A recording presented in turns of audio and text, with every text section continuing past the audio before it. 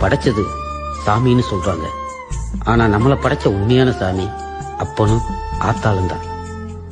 அவங்க போனதுக்கு அப்புறம் போயிட்டாங்களேன்னு அழுகிறத விட வாழ்ற காலத்துல அவங்கள பொக்கிஷமா பாத்துக்கிறது ஒவ்வொரு பிள்ளையோட கடமை.